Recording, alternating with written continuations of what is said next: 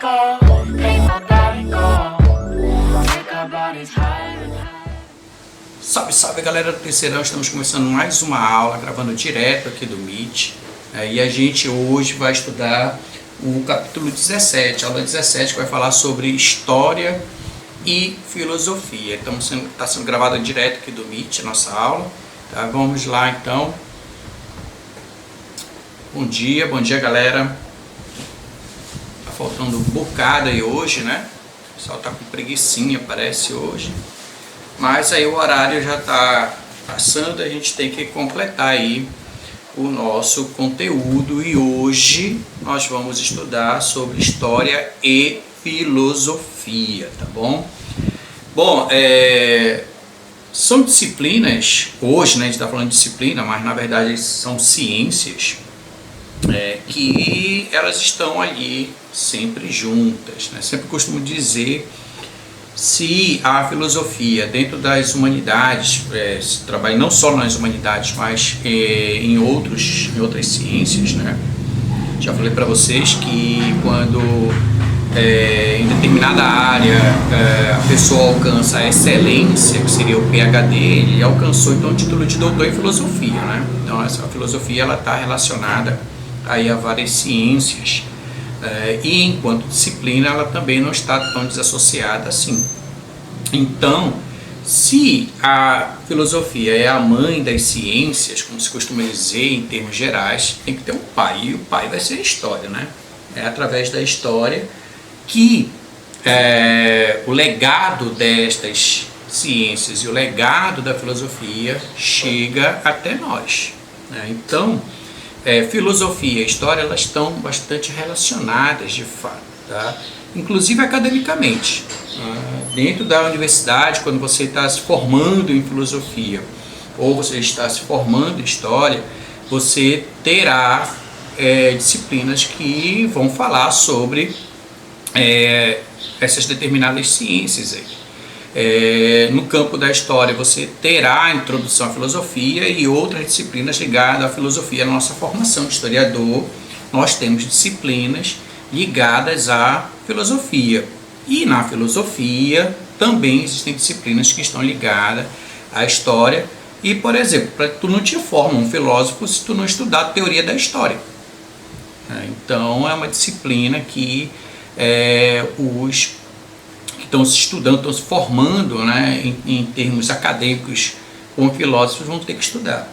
Então este assunto ele é um assunto que ele traz exatamente este ponto aí, aonde é que tange, aonde é que toca filosofia e história e filosofia. Claro que aqui estamos falando de um assunto para ser cobrado no Enem, ser cobrado no vestibular. Não iremos nos aprofundar, mesmo porque esse é um campo bem complexo também, estudar história e filosofia, teoria da filosofia e teoria da história. Então não é essa a intenção da aula, mas apresentar, como mostra aqui o livro de vocês, alguns pensadores, alguns teóricos, alguns cientistas sociais, filósofos que estão falando sobre este tema, história e filosofia. E no caso do livro de vocês, aqui na aula 17, nós temos aqui falando alguns pensadores. Que pensadores são esses? O professor Augusto Conte, né, que ele vai falar sobre história, ele é um sociólogo, ele tem uma visão da história, a gente vai ver como é que o pensamento positivista ele vai ter uma influência muito grande no Brasil, inclusive, né, a nossa bandeira que está aí estampada no livro de vocês, na página 59, tem o lema dos positivistas, ordem e progresso. Então isso já diz muito, a ideia do progresso, a ideia do cientificismo, que é muito comum do século XIX, que é ali o local temporal desse tipo de pensamento, que é o pensamento positivista. Nós também teremos aqui, é bom a gente trazer o pensamento idealista hegeliano de história. Ele tem um papel interessante. Hegel, ele vai ter sim uma influência, inclusive em vários historiadores, porque Hegel traz para a gente pensar a história a questão da própria subjetividade que é próprio do homem. Então ele traz um ponto importante para a gente pensar história e filosofia, que é a subjetividade humana, né? Então ele vai trazer este ponto aí. Inclusive ele vai ter uma expressão que é uma expressão que cai em prova de vestibular e que a gente às vezes se acha um pouquinho complicado, que é a subjetividade objetiva, né? Mas a gente vai falar um pouquinho sobre isso. E o livro de vocês também traz um ponto importante, que é o materialismo histórico. E quando a gente fala de materialismo histórico, nós iremos falar de Karl Marx e Friedrich Engels, que também acaba sendo influenciado por Hegel em grande parte da sua história, Marx, né? É bom a gente lembrar que normalmente a gente tem uma ideia de Marx muito ligado ao comunismo somente, e claro que não foi só isso. O Marx ele tem uma história de formação que é uma formação filosófica, o que nós chamamos no campo da teoria da história do jovem Marx.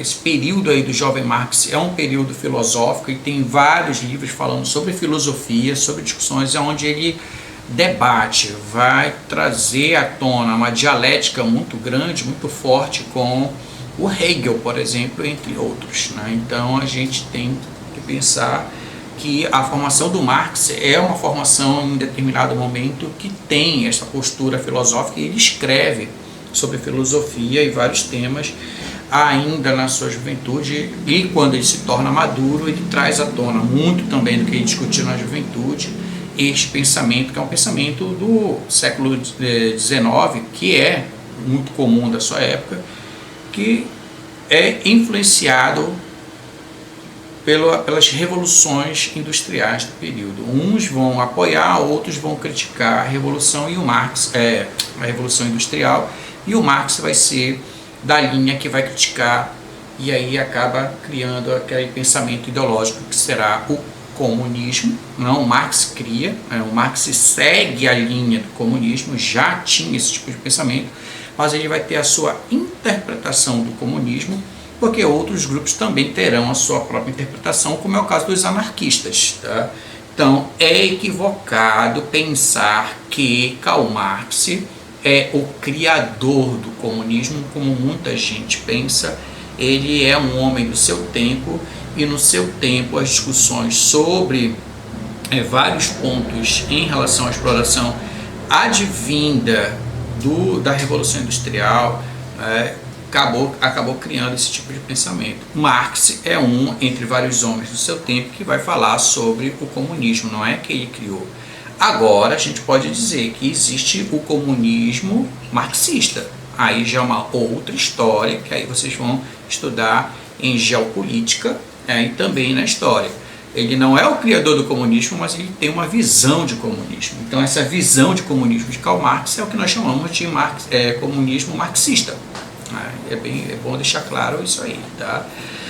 Além do Karl Marx, quando a gente fala de materialismo histórico e Friedrich Engels, não podemos esquecer, nós temos que falar de um outro pensador que vai se influenciar muito por esse materialismo histórico de Karl Marx, principalmente, mas também ele acaba sendo influenciado um pouquinho pelo idealismo hegeliano, e vai se transformar num nome muito importante de uma escola altamente crítica, que vai ser a escola de Frankfurt, que é o Walter Benjamin.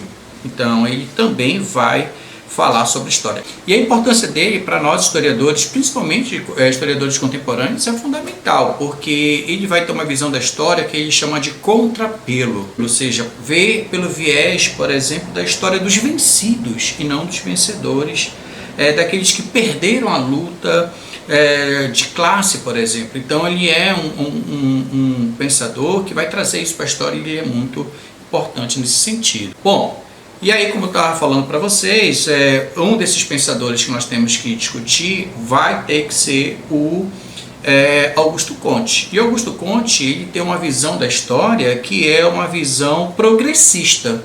Tanto é que o lema é ordem e progresso, como está aí, já falei para vocês, na bandeira de vocês.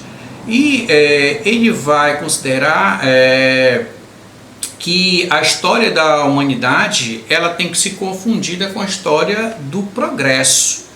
E ele acaba falando ou pensando pelo caminho de que todas as disciplinas, todos os pensamentos, seja lá qual for, das disciplinas como filosofia, como história, como ciências sociais, elas deveriam se aproximar das ciências naturais e exatas. Ou seja, só era ciência aquilo que poderia ser comprovado de uma forma técnica, com métodos científicos. Então você devagar falar sobre filosofia, como por exemplo a metafísica, que você não tem como comprovar, ela não pode ser pensada como ciência. Então ele passa a ser um autocrítico de qualquer tipo de disciplina que não pudesse ser comprovada cientificamente. Isso fez com que a história, isso fez que a própria ciências sociais, de forma geral, que é a sociologia, que ele tentou dar um caminho mais, ou um viés mais científico, acabasse sendo criticado por muitos. É o que fez, inclusive no século XIX, que surgissem as disciplinas. Antes você não tinha uma formação para se tornar historiador, você não tinha uma formação para se tornar um cientista social, ou seja, um sociólogo, você não tinha uma formação para se tornar um filósofo. Você não precisava entrar numa universidade para ser historiador, filósofo ou cientista social. Então, muitas disciplinas das humanidades, elas tiveram que criar o seu método científico para ser qualificada como ciência. E então surgem as disciplinas. A disciplina que nós estuda história enquanto disciplina, estuda filosofia, como nós estamos vendo, enquanto disciplina. Então existem regras e métodos e rigores acadêmicos e científicos para que seja pensado esse tipo de disciplina. Isso vem muito do pensamento positivista e de outros pensamentos cientificistas do século XIX, não só do positivismo. O positivismo nem foi tão aceito assim no campo das discussões acadêmicas na Europa, mas ele teve um espaço muito grande no Brasil. É por isso que nós discutimos muito positivismo aqui no Brasil. E Augusto Comte ele vai falar que o positivismo ele se desenvolvia através de 3 estados, que ele qualificou da seguinte forma: o primeiro estado seria o estado teológico, o segundo estado seria o metafísico, e o terceiro estado seria o positivo. O teológico é a época em que o homem explica a realidade usando entidades sobrenaturais para tentar explicar as coisas, né? Ou seja, reina a imaginação no lugar da razão. Ele chama isso de teológico, é o momento da infância, né? Você usa muito esse tipo de recurso aí para poder... É o que ele chama de período teológico, pois se trata de um momento em que o homem busca o absoluto, tentando responder as perguntas de onde eu venho, para onde eu vou. E o segundo estado seria o metafísico, é o período em que as explicações sobrenaturais ganham aspectos mais racionais, pois são substituídas por entidades abstratas ou personificadas. Trata-se de um estágio intermediário na evolução para ele, e quando você chega então na fase adulta, seria o estado positivo, que é o estado em que o homem abandona a necessidade de explicar a causa das coisas e passa a racionalizar a realidade na busca das leis naturais e científicas. Nesse período, então, o ser humano, diz ele, tenta descrever como as coisas acontecem, fazer experiências para comprová-las e buscar as relações entre os fenômenos. Ele se inspira muito nesse período filosófico positivo, né? No pessoal do empirismo, né? A questão da experiência e das comprovações. É importante lembrar que ele não abandona totalmente o pensamento religioso, ele inclusive pensa também num cristianismo, mas como muitos outros pensadores ao longo da história, desde o iluminismo, eles pensam numa espécie de cristianismo humanizado. Então eles trazem o homem para perto desses fenômenos que nós sempre estudamos, tá? Um outro ponto interessante é o do Hegel, né, que fala aí. O Hegel ele também vai falar que desse homem, qual é o papel do homem na história. E ele vai dizer que esse homem deve ser pensado, ou essa história deve ser pensada, na verdade, através do que nós chamamos de historicismo. Professor, e o que é o historicismo, né? É quando você relativa as coisas. Você não traz, ou você não tem um olhar absoluto sobre algo. Você, por exemplo, dizer que o absolutismo era o poder concentrado nas mãos dos monarcas e pronto, dá a ideia de que o rei ele era exatamente, totalmente absoluto, e não era. É isso que o Hegel está falando. A gente tem que historicizar, a gente tem que tentar entender o contexto que está explicando pelo viés daquele período. Quando ele traz à tona esse tipo de pensamento, que é entender a subjetividade do ser humano, ele traz para a história um ponto muito importante. Nós, historiadores, filósofos, temos que pensar pelo campo da relatividade também. O que ele vai dizer que sempre depende do ponto de vista que você está. A história ela tem que ser observada por vários ângulos, e cada ângulo ela pode trazer um caminho distinto, um caminho diferente. É isso que ele está falando. É isso que será então a subjetividade objetiva, porque você pode pensar um fato histórico por um caminho e outro historiador, um outro pensador por outro caminho. E aí também você vai ter, pensando a história, o próprio Karl Marx, né, com Friedrich Engels, que vai trazer para nós, aqui no campo da teoria da história, um pensamento que o homem, ele tem um ponto importante, que ele traz o homem para o centro das transformações históricas. Acontece que quando a gente fala de materialismo, ele traz também um ponto importante, que é da formação dele. A gente não pode negar que o Karl Marx ele é um economista. Ele é formado numa área da linha das exatas, né? Ele é um cara que fala sobre economia, ele sabe muito matemática. Não é à toa que ele vai pensar a ideia da mais-valia ou sobrevalor pela matemática. Ele vai dizer, olha, tu é explorado. Ah, não sou explorado, está aqui a matemática. Então, tu é explorado pelo teu patrão. O princípio e a teoria da mais-valia, ele é matemático. Aquele princípio que ele vai, e depois ele desenvolve em termos sociais. Mas quando ele apresenta matematicamente. Está aqui, tu trabalha tantas horas, tu recebe tanto, tu é explorado. Ele está falando sobre isso. Então ele é da ideia do material, e esse materialismo é o econômico. Então quando a gente pensa materialismo histórico, Karl Marx está trazendo para nós um princípio em que as coisas são transformadas pelo viés do homem e da economia. Quando o homem e a economia mudam, eles transformam as outras coisas que estão ao redor dele. É por isso que ele vai partir do princípio do materialismo histórico, vai falar da infraestrutura e da superestrutura. O que é a infraestrutura? É a base de tudo. O que sustenta uma casa é a infraestrutura. A superestrutura, que é tudo que vai ter na casa, ela vai estar sustentada por uma base, que é a infraestrutura. Para ele, essa infraestrutura, a base que sustenta a história, é o homem e a economia. Quando o homem e a economia mudam, eles transformam, e não é uma transformação imediata, a superestrutura.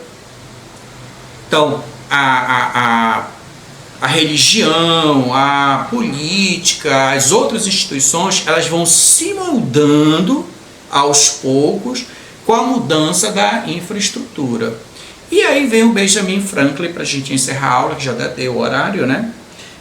O Benjamin Franklin, ele tem um papel extremamente importante, porque ele vai ver a história enviesada, ele vai ver a história contrária.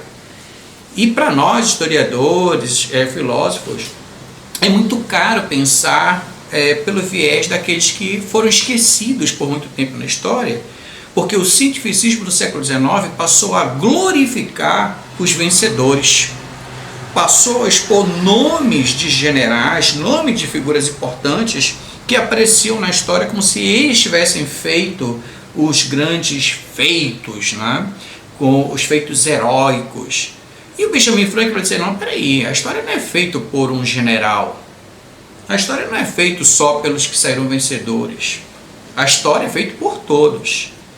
Falta ver aí a história a contrapelo, falta ver a história daqueles que foram vencidos, por exemplo. Daqueles que são explorados, por exemplo. E aí então entra um caminho na história, e esse caminho na história de ver aquele que é explorado, vem desse materialismo histórico. Benjamin Franklin, que é da escola de Frankfurt, é influenciado pelo marxismo de forma direta, é influenciado pelo hegelianismo também, que vê a subjetividade. Eu não posso pegar e ver a história dos vencidos como uma história, como a história concreta. E aí isso vai trazer para os historiadores um pensamento que é o processo histórico. O processo histórico ele é importante. Ou seja, eu não vou ver mais o fato em si. Eu tenho que entender o que levou o acontecimento daquele fato. É isso importante. Então, o grito do Ipiranga é o fato. Mas o grito do Ipiranga aconteceu, a independência do Brasil. O que interessa para nós historiadores é verificar o processo, o que levou ao grito do Ipiranga.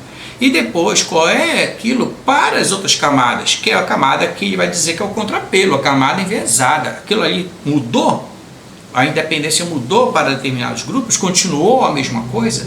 Então, entra no rol das pesquisas históricas um grupo que era um grupo marginalizado.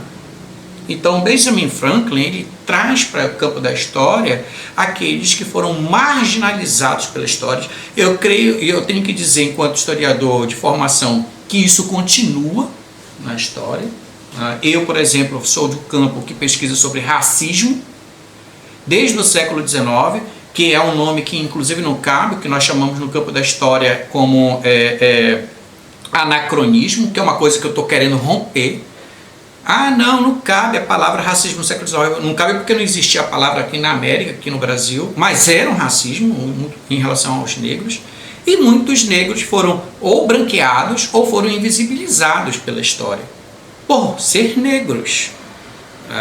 Então eu sou de um campo da pesquisa histórica que já busca negros intelectuais no período da escravidão, nomes importantes que foram branqueados, como Machado de Assis, por exemplo. Machado de Assis, em vida, ainda foi reconhecido como um grande literato. E por muito tempo ele foi um literato branco. Hoje já sabe que ele era um negro e se escrevia sobre a questão do negro. Então, ainda acontece as invisibilidades. E o Benjamin Franklin está trazendo exatamente isso. Temos que romper com isso e ver a história contrapelo. Tá? Então, essa é a visão de história e filosofia. Tá? Eu vou encerrando por aqui. Desculpa aí que a gente teve um pouquinho aí um problema técnico na câmera, por isso que a gente passou um pouquinho do horário. A gente se encontra na próxima aula. Um grande beijo para vocês. Tchau. Fui.